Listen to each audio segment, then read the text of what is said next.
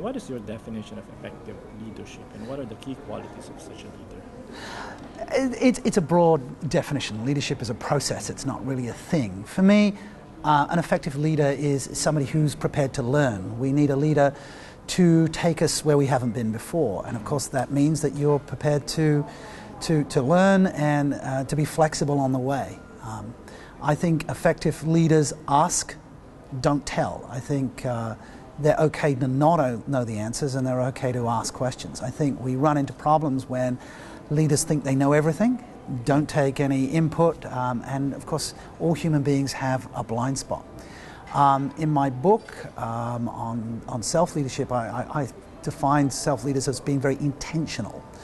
They know where they're going and they know why they're going there. They have that intentional frame of mind. They're accountable, they achieve the goals that they set out to do.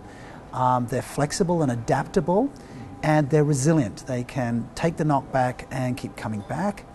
And they're validating, they're self-validating. They can keep motivating themselves and validating their successes, and they validate others, so they share the credit. And so those are some of the qualities that I have discovered in my research and my practice around effective leadership. Right. Certainly many people are fascinated with this concept, leadership. Can you share some experiences where leadership really made a huge impact on an organization or people's lives?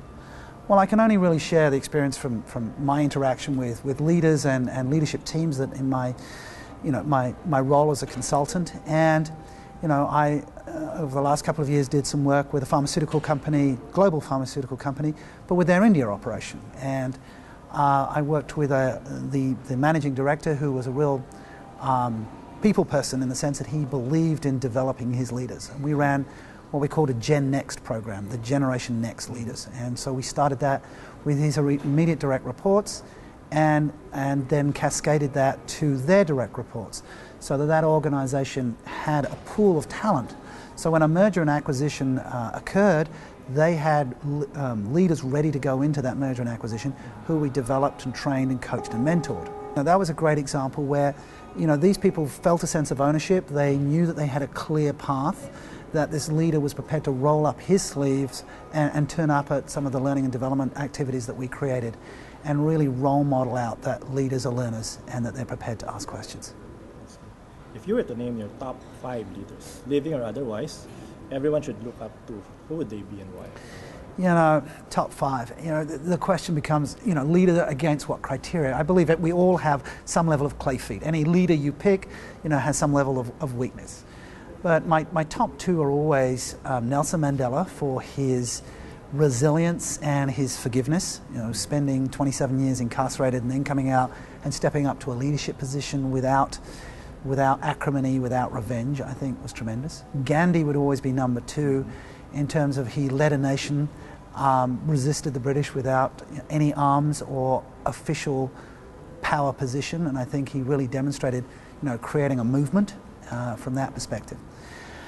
I always like Anita Roddick, to put a female leader in there. We don't usually see a female leader in the top 5, but I think Anita really demonstrated that her passion for the environment enabled her to run a successful business. That business doesn't just have to be about the numbers. Steve Jobs, with his recent demise, always gets put up there. I would say Steve was a great leader from an innovation perspective.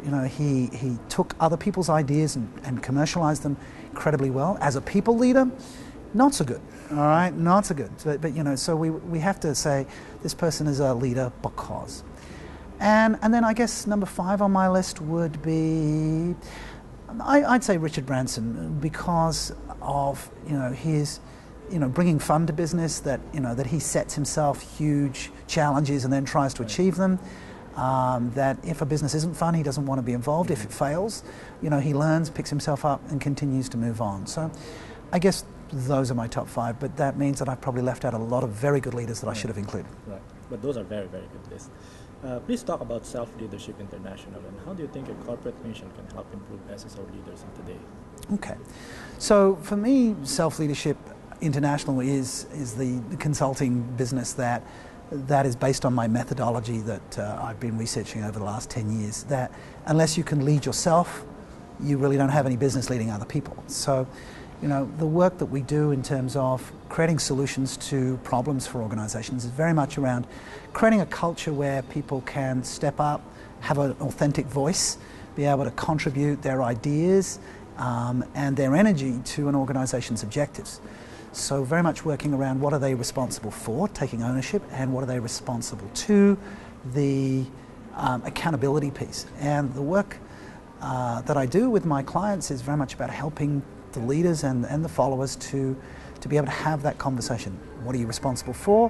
What are you responsible to? And projects vary in size from small to large, and whether I lead that myself or with my team of coaches and trainers, I believe we make a difference because we humanize the leadership perspective and connect it to a bottom line. Is that if you get great ideas and you get people energized towards executing those ideas, it's a good business practice. Okay. I also understand you've written a book recently. Can you tell us something about this book? What is this book all about? If I may do some shameless promotion, Sure, in fact, let's put it up the right way. So this is a book, Self-Leadership, How to Become a More Successful, Efficient and Effective Leader from the Inside Out. The tagline came from McGraw-Hill, my publisher. I co-authored this with Dr. Anna Kazan, who did her research in self-leadership, and she contacted me through the internet. We've never actually met. And we agreed to collaborate because we're both passionate about this concept of self-leadership.